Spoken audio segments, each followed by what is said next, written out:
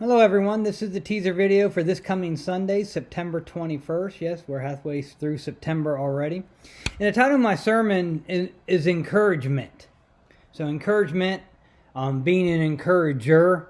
And I found it interesting that when we talk about encouragement, sometimes it's saying the right words, sometimes it's, sometimes saying the right words in the wrong tone doesn't come out as encouragement at all. Sometimes saying the right words at the right times, because you can say the right words at the wrong time and it doesn't seem to be encouraging, or it bounces on deaf ears. If you're a parent, you may want to ask your children if they think you're an encourager or encouragement. I know it was shocking when I asked that question to my daughter, and turns out what I thought was encouraging, she didn't take as encouraging.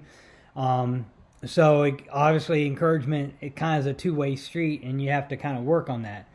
So with the idea of my title of my sermon's encouragement, I want you to read 1 Samuel chapter 23, verses 15 through 18. You probably want to read the whole chapter. But anyway, 1 Samuel chapter 23, verses 15 through 18. Three characters in this story or this passage.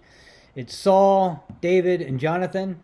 To truly understand this, you need to understand the dynamics between all three of them. Saul and David, David and Jonathan, Jonathan and Saul. So in this, see if you figure out why I got the idea of encouragement from this passage. It's not obvious. And then how is that encouragement relevant? And how does that play in the dynamics of these three individuals? There's a lot in the story of Saul and David and Jonathan. So if you feel you need to read a couple chapters to unwrap the whole thing, that's totally understandable. Then think about your personal encouragement, or when somebody was encouraging to you. What were the keys for you to receive that as encouragement, rather than just blow it off as some comment or just someone. If you think of like sporting events, people just cheering from the stands. Do you see that encouragement? Do you see that as noise? Do you see that as a distraction?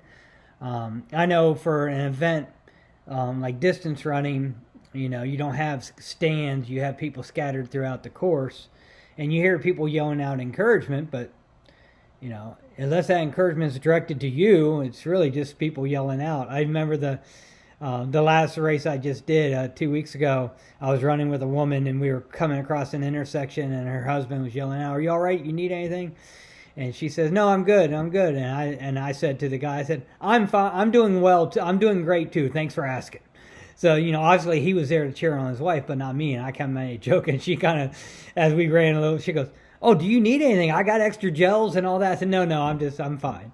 But so the idea of encouragement kind of depends on who's doing the encouraging, who's the recipient, what's the frame of mind. So come up with all the different caveats you think of what makes something encouraging or encouragement. But make sure you understand Saul, David, Jonathan, dynamics of the three, and what some significance in that dynamics. So until then, take care and be safe.